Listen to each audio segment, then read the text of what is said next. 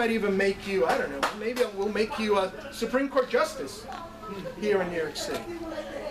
So this is why I'm running, and these are the things we're facing. We need to be able to tackle these problems in a realistic way. And the reason, when I'm telling you, how did I come up with that number of 120 versus 40? Right now, the pension plans assumes that the plan assets are going to grow by 7% a year. 7% a year.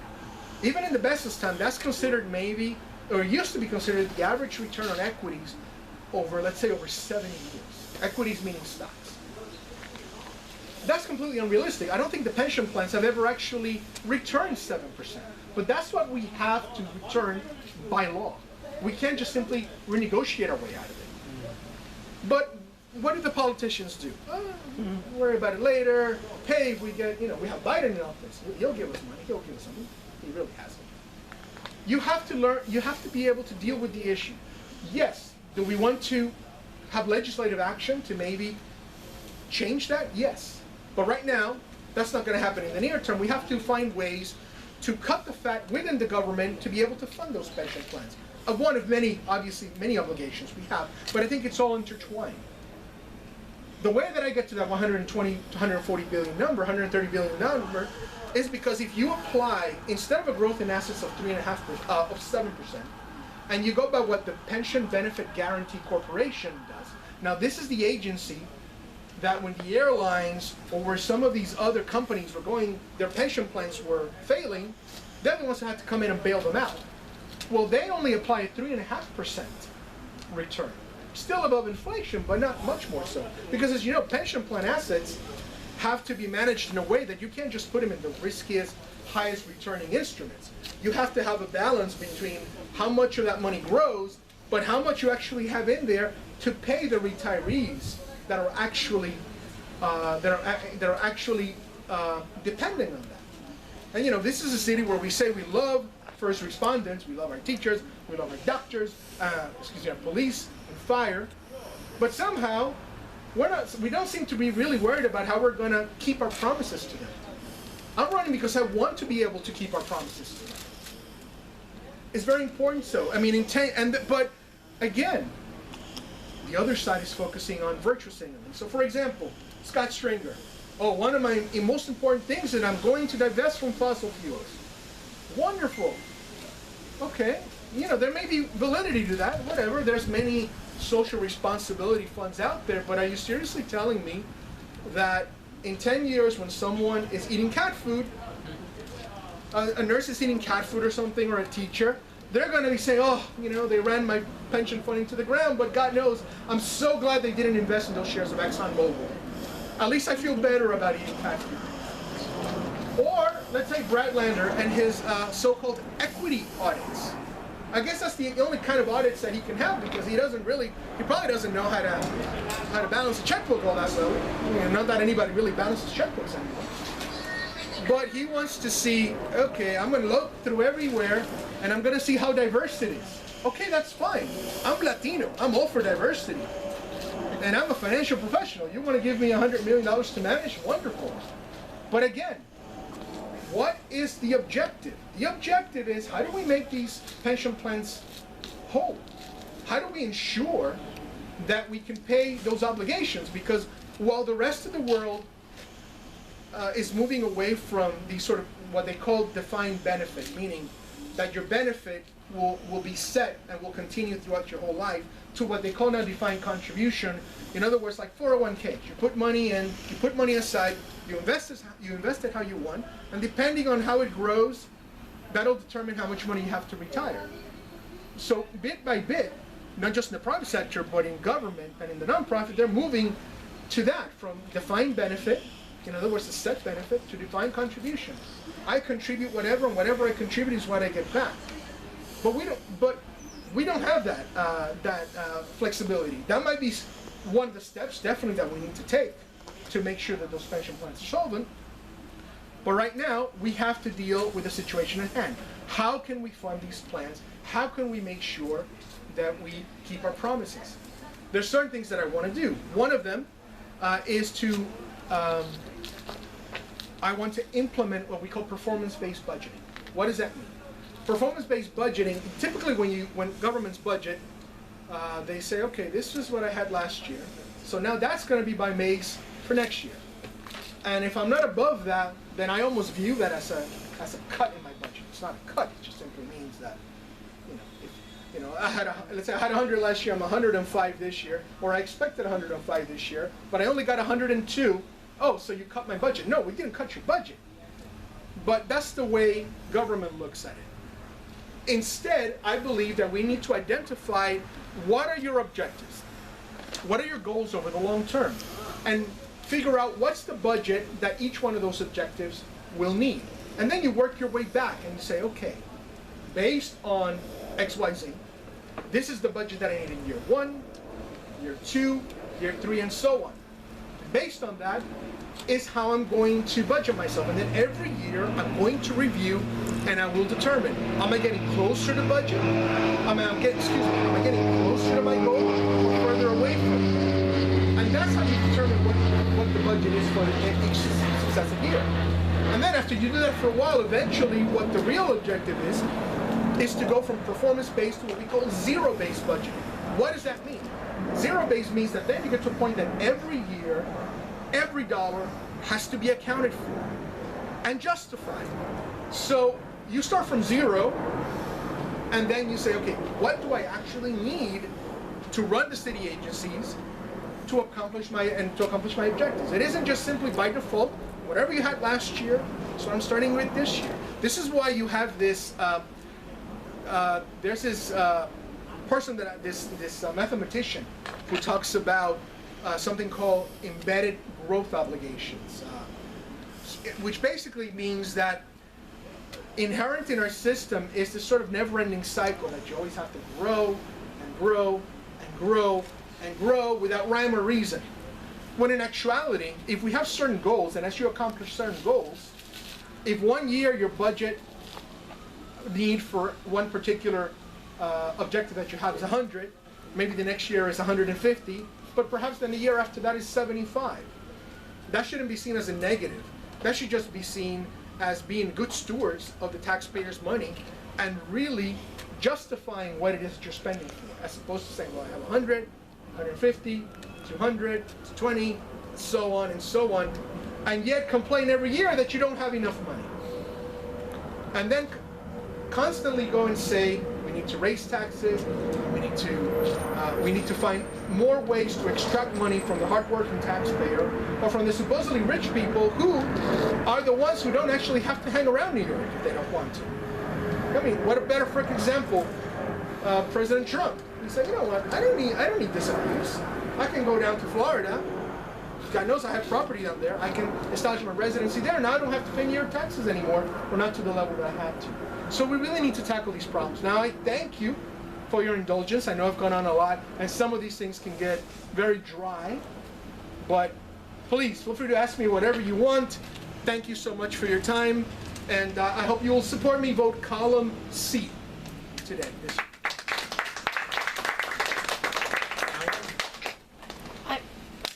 Yes.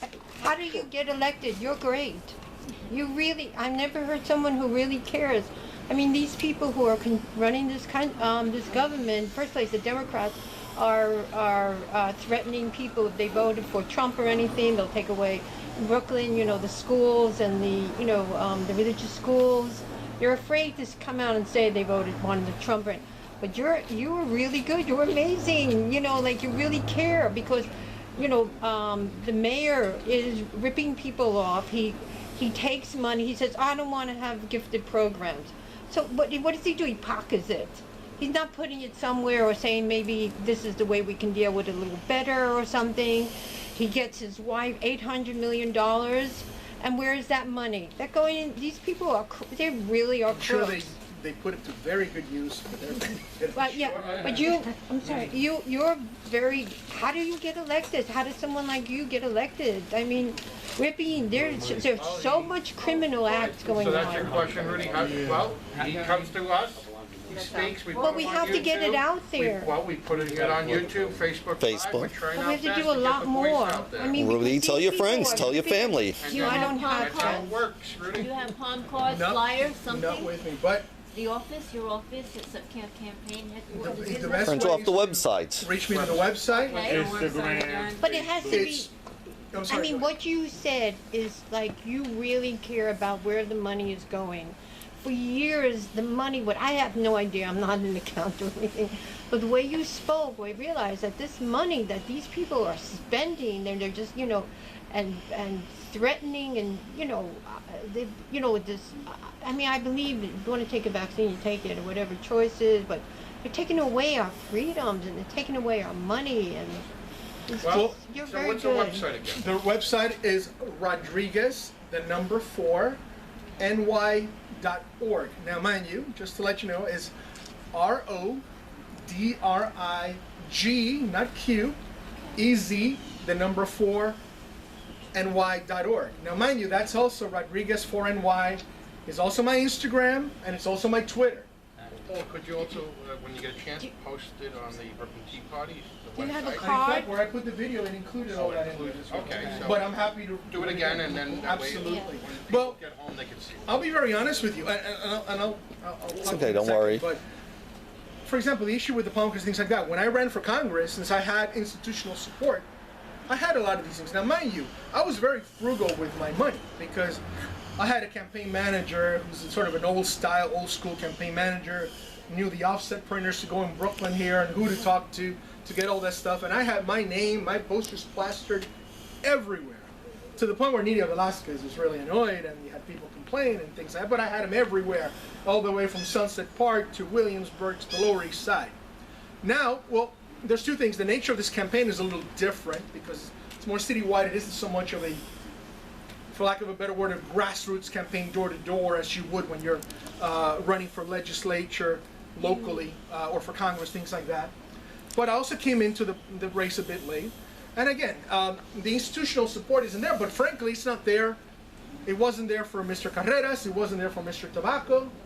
It's just not there. We're basically all up to ourselves trying to do the best we can. So we're trying to at least use the modern tools that we have of social media, and of course talking to people face to face like this. That's why I appreciate these invitations, but also with COVID, this hasn't been as available as it's been in prior years. Before, I was pressing the flesh constantly, and I did have also those cards and everything that I would give to people. But now it's a bit different. But again, it's still the issue of getting the message out there, and we're trying the best I can. But I rely on people like you, on your generosity, on your support. At the end of the day, all that really matters is election day. Are the Republicans supporting you? What people in The Conservative Party. are The they- Republican, but there are Republicans who are supporting Or me, whatever, but not conservative. necessarily the structure. What happened is there were actually some, and I'm going to tell you. For example, the chairman of the Bronx Republican Party, he was supporting me. Some in Queens were Thanks. supporting me as well. And in fact, some of the other ones who didn't, like Staten Island, who didn't formally support me because they were supporting their local candidate from Staten Island, they nevertheless liked me and respected me. But the issue was when you had this demarcation between, okay, I'm with Curtis or I'm with Mateo. Yeah. And if you're with Mateo, you have to be with Davi. And if you're with Curtis, you have to be with Tobacco. But what happened? Tobacco got dumped from the Republican line. I think he's on the Libertarian line, but I believe he stopped even campaigning at this point, independent. And then Davi, Mr. Carreras, kind of was by default left over, no primary, no nothing. I could have primaried him, but he, like I mentioned, he said, oh, I can't work with Curtis Lewa. Well, how does that help us? I said in my debate, first of all, I like people. I love people. And I want to fight for people. So I don't care what party you are. If we can get along, we'll get along. And I could get along just as well with Eric Adams or Curtis Lewa or Bill Pepitone. I'm very proud conservative in terms of my values because I was raised by a single mother, worked very hard, but my conservative values, whatever you want to call those, came from my upbringing. It really had nothing to do with politics. My mother voted for Reagan and for Carter. She voted for Clinton and for, well, I'm not sure if she voted for Bush. Well, I think she did. But it's really more about, I have certain values that I was brought up with of working hard, taking care of your family, which are fairly universal. They used to be. The problem is we're living in an increasingly dystopian place right now, where traditional values such as family and hard work are getting deteriorated. Where now, you can't even say what's on your mind.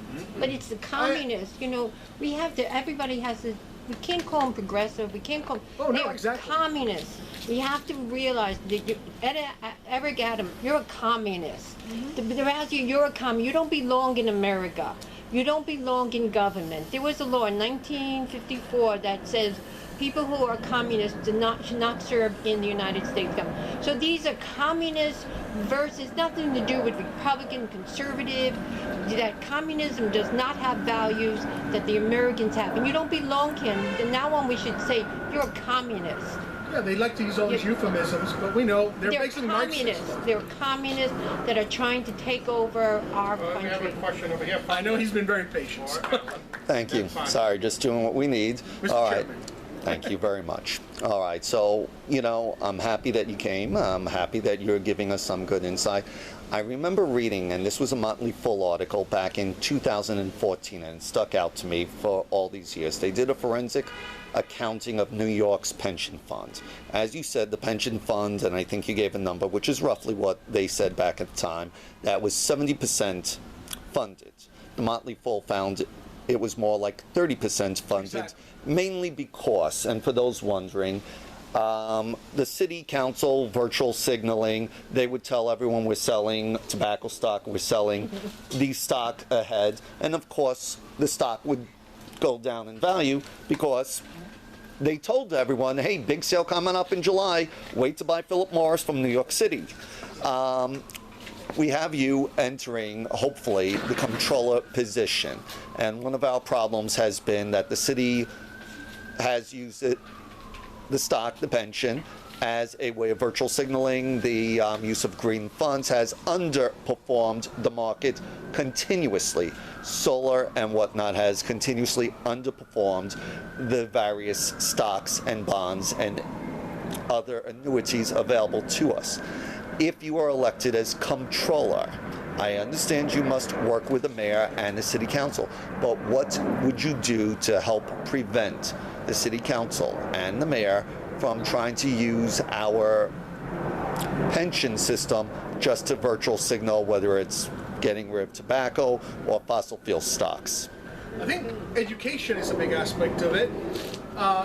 And you might say, oh yeah, you educate, and you have to tell them. Well, you have to embarrass them, frankly, in the sense that you have to expose their lack of knowledge. But of course, you actually have to understand the investments and have to understand what goes behind it to be able to educate them, and if necessary, embarrass them, to nudge them at least a bit more to where you want. So and let me give you an example.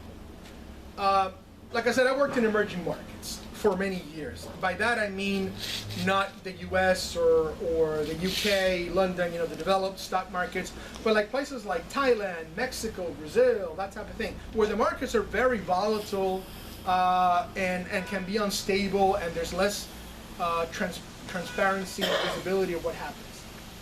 But the argument always was, if you invest in emerging markets, you get a higher return, and that'll be better for the portfolio. Now, in some instances, that was true. But even I have to admit that for many years and for many different types of investment funds and companies, that actually did not end up being the case. So then you have to say, you know what, I got to stop going beyond this whole notion that somehow emerging markets is good for my investment portfolio, and perhaps I shouldn't do that and do something different. But you have to be able to bring the data forth and show them.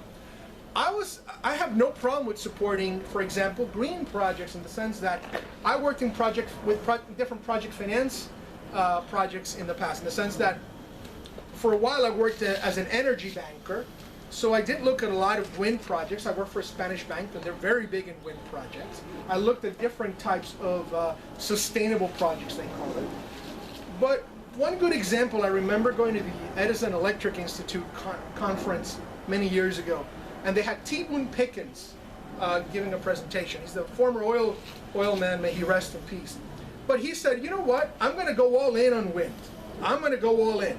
I'm going to really invest a lot of money, but I know that we need a transition for that. So I'm going to, basically, if we want to have all these power plants not run on coal anymore, well, how about if they run on natural gas?